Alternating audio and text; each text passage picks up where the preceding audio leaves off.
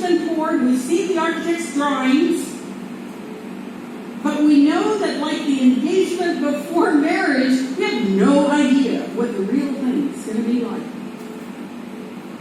On the one hand, it already exists, but we won't know what it's like until it's finished. The dough is still rising. So like Saul, we're still blind. As we wait for COVID-19 to subside, or for some vaccine to be developed and approved for public consumption, we also see glimpses of this post-COVID world.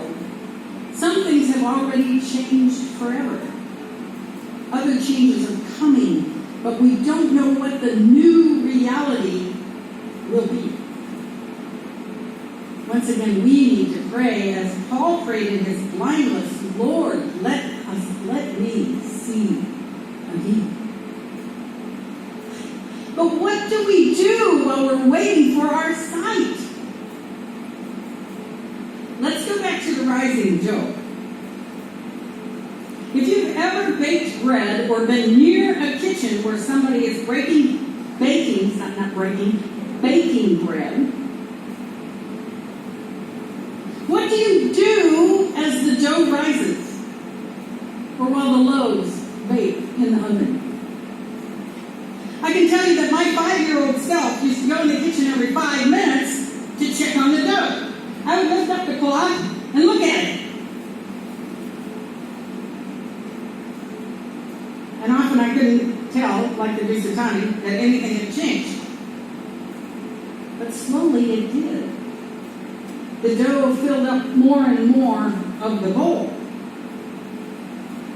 Now, if my mother caught me peeking at the dough, she would chase me away, of course, and tell me not to disturb the dough while it was rising.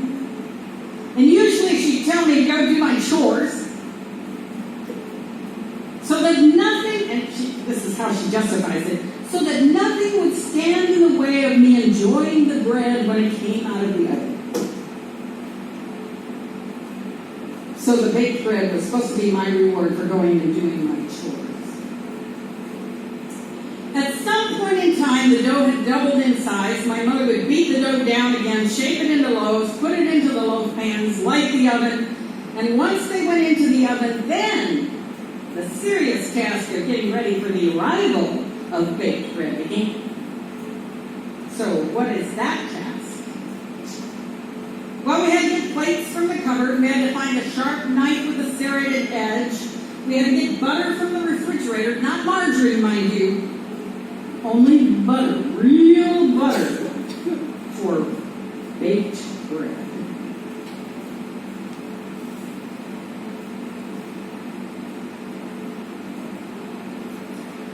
By the time we did that, the smell of baking bread filled the entire house. We knew that the time of unveiling was coming soon. But no matter how vivid our imagination, we could never fully comprehend the reality of the warmth, the deliciousness, the pure satisfaction of eating warm, freshly baked bread slathered with real butter. It was heaven.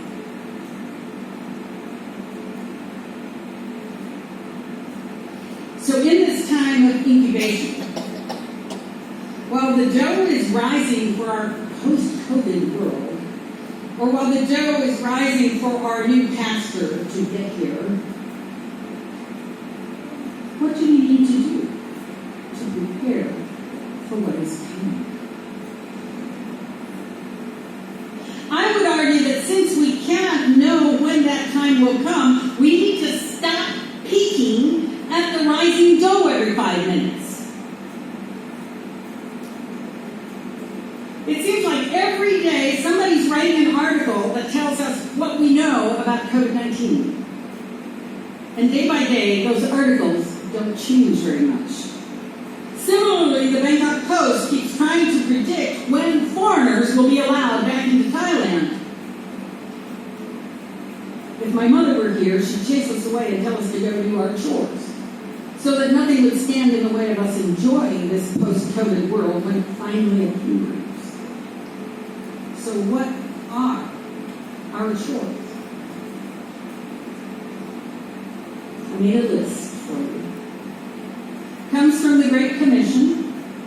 It also comes from Jesus' words about the sheep and the goats in Matthew 25. It's finding the lost.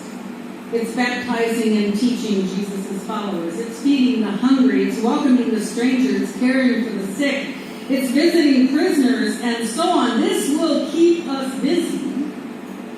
And if we focus on these things, we won't be checking the rising dough every 5 minutes to see what it's doing. Because it doesn't seem to be doing much. Perhaps when they announce the discovery of a vaccine for COVID-19, or when Thailand announces that it's ready to receive foreigners again, and going by today's headline, they're not, then it will be time to get the plates, the knife, and the butter out. But right now, it's too soon for that. We're still in that already, but not yet, period. We can't see what the future holds. We can't even predict when that future might become a reality. So let's focus on our chores and get them out of the way so that we're ready when the future arrives. Now, when you walk past the Dusatani construction site, or even this unfinished BTS station between Surusak and Chongnam, you can simply look at it and say, with great wiseness, with great wisdom, the dough is arising. Those who hear you speaking will either think that you said something so profound that they don't understand it, or that you're ready for the loony bin, one or the other. Either way, I guarantee that your stress level will probably be lower than theirs. So to help you remember what we talked about today, on your way out, you can pick up a small gift that I prepared for you. It's a recipe for bread that calls for common ingredients that you probably have in your home already. What you might not have is the yeast. So this is what it looks like. And stapled inside the recipe is the yeast that you'll need for this recipe.